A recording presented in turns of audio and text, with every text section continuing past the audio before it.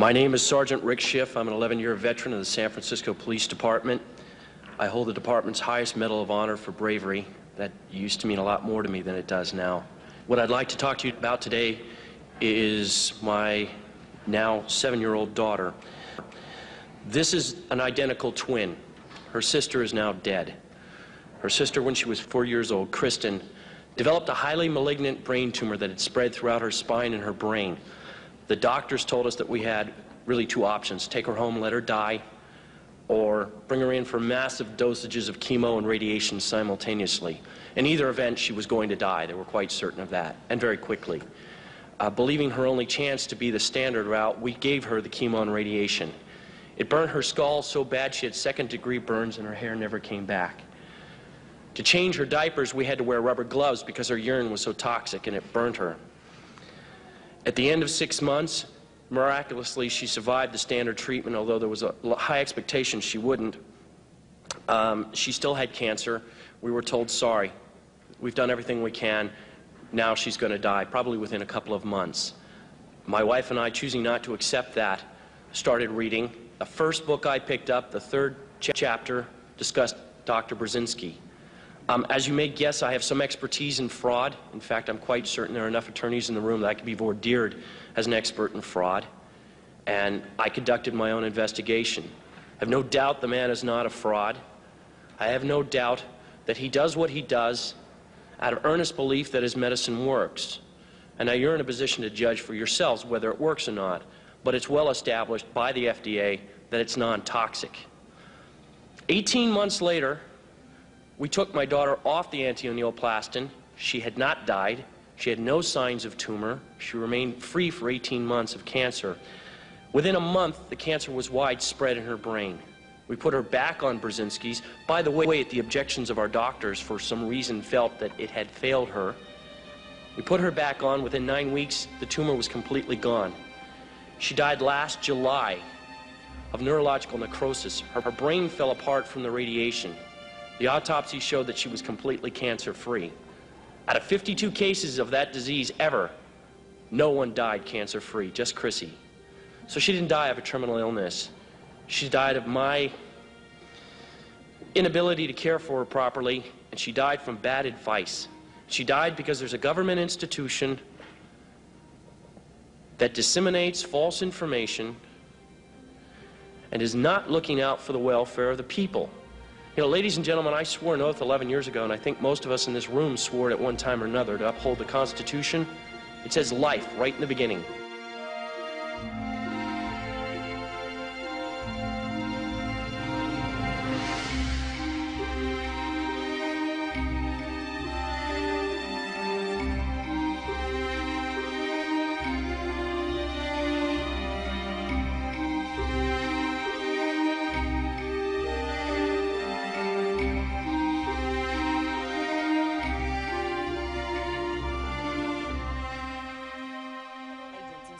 Raided several medical marijuana dispensaries today, enforcing federal law that makes selling or possessing marijuana illegal.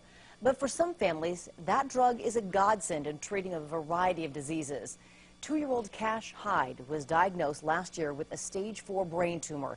He nearly died more times than his family can count and was miserable from the high-dose chemo coursing through his tiny body until his dad turned to a controversial place and gave cannabis to his young son. KXLY4's Melissa Luck is here, been working on this story.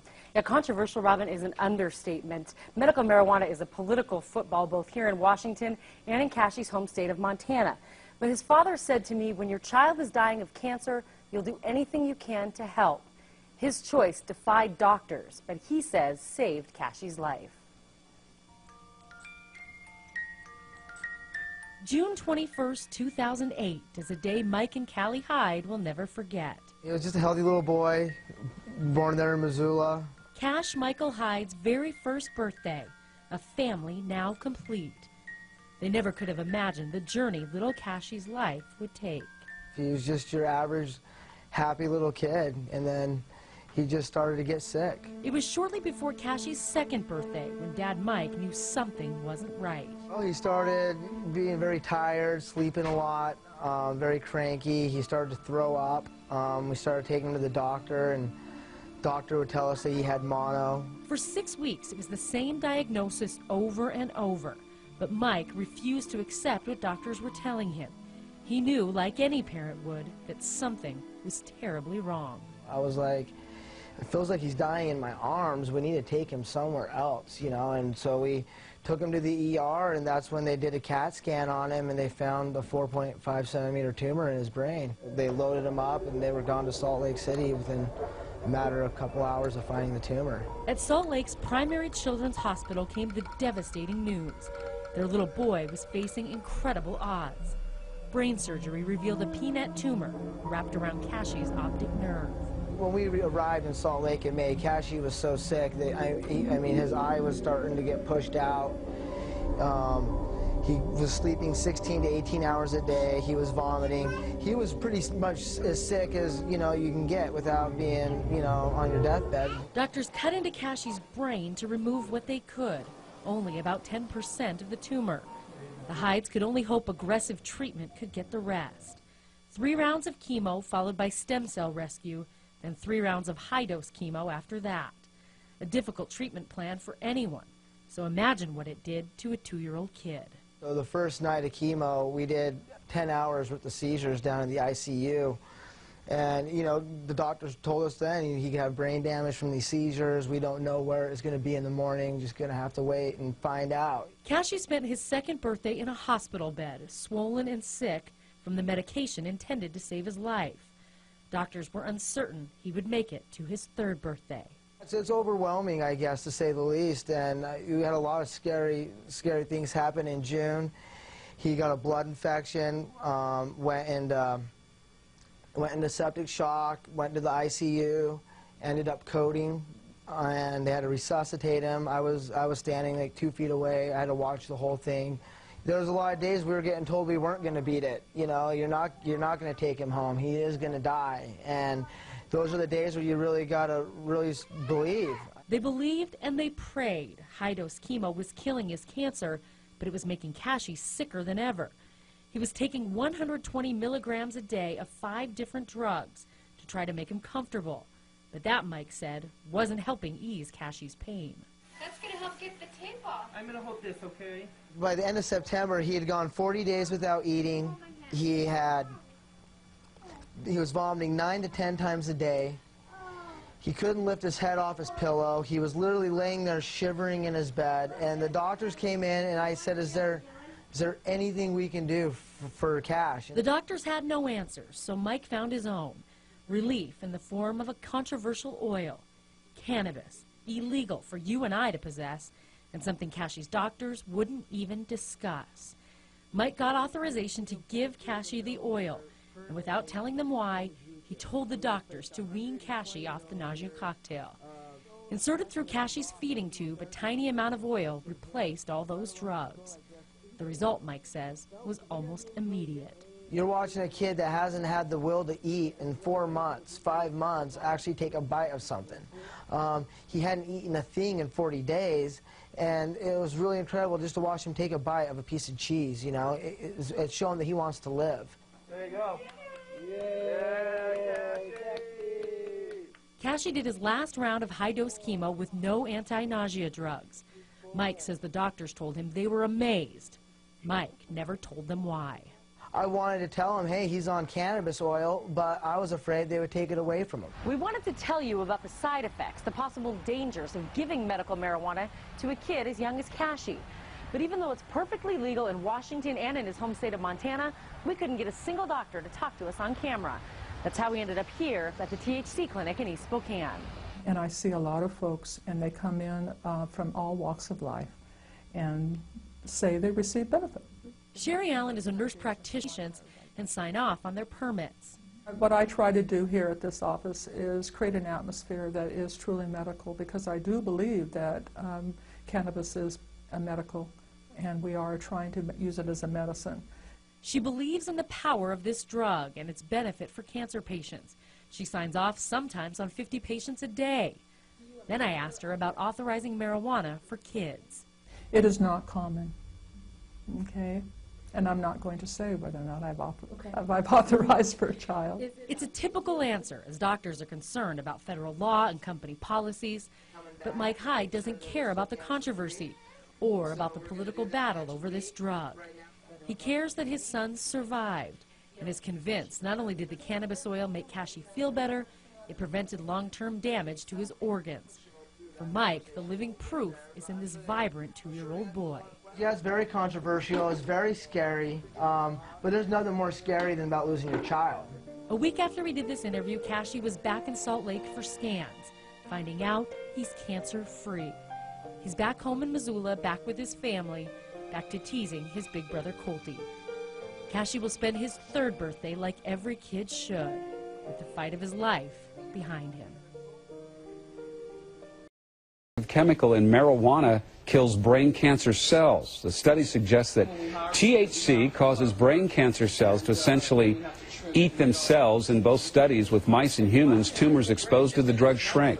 The study's authors say patients didn't suffer any toxic side effects, and the results could be used to develop new strategies for preventing tumor growth. Strong evidence the active ingredient in marijuana may stop early cases of Alzheimer's disease. Researchers at the Scripps Institute found THC may prevent the progression of the disease by preserving levels of an important neurotransmitter that allows the brain to function. The discovery could lead to a more effective drug treatment for Alzheimer's, which is the leading cause of dementia among the elderly. Here's a story you'll want to remember. Could marijuana really help with memory? A new study out of Ohio University is looking into that possibility. Scientists say that specific elements of marijuana can be good for the aging brain by reducing inflammation. They also say it could possibly even stimulate the formation of new brain cells. Inflammation of the brain is believed to contribute to memory impairment. Hundreds of studies suggest cannabis oil specifically has potential. Harvard University did a study where brain cancer was being cured by cannabis oil. But there are roadblocks to continuing that study. We can't use it on humans because basically the government has taken all the rights. Study at Canada's University of Saskatchewan found that a synthetic chemical... You see, when I talk about these age-related illnesses, we're all aging, but we don't all come down with cardiovascular disease. We don't all come down with autoimmune disease. We don't all come down with cognitive dysfunction. We don't all come down with cancer. But the chances are we're going to come down with one of them. All right? And here we have this one drug that's able to help us holistically with our biochemistry to restore balance. You know, cannabinoids kill cancer cells in many cases. People are not aware of that. They think cancer, cannabis, anti-nausea. It's way beyond that. Really? Can you talk more about that? We have time. Would you please?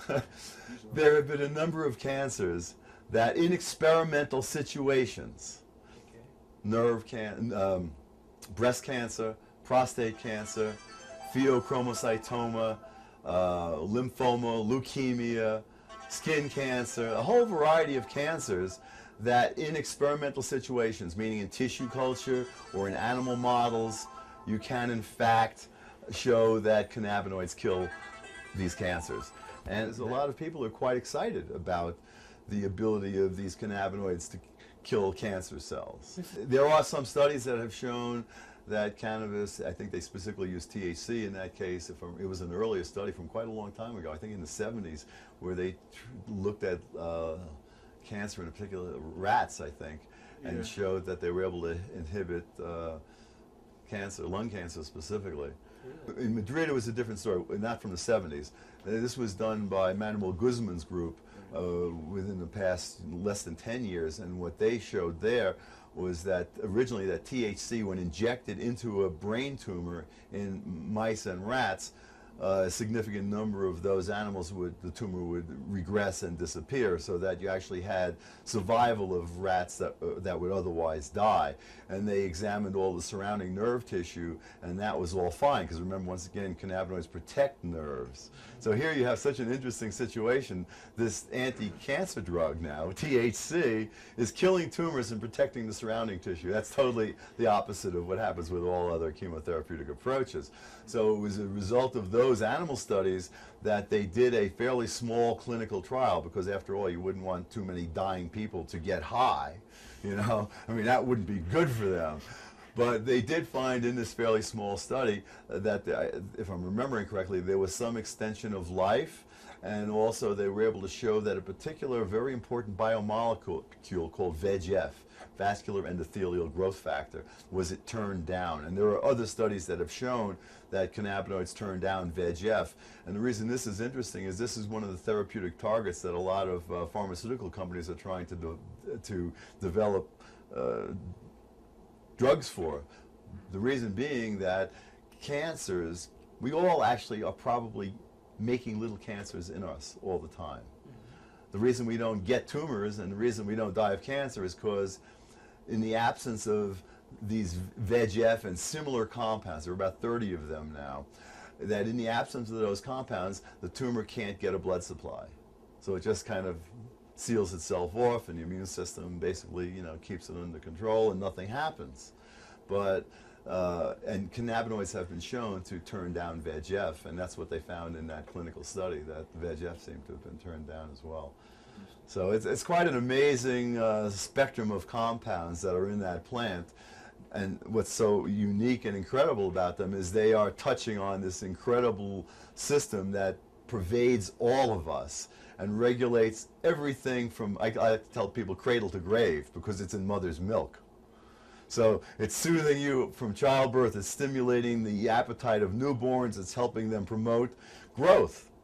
I think cannabis is a miracle drug because there's nothing else that impacts on so many of our illnesses. So what are the kinds of things that we can do to try and promote health in these areas? On the one hand, everybody should make sure they take in enough essential fatty acids. They're called essential because we can't make them. And certainly I would say one of the best sources for that is that we should be consuming hemp oil. And the reason I say that as opposed to fish oil is because you can get organic hemp oil, so it's not going to be contaminated with things like mercury.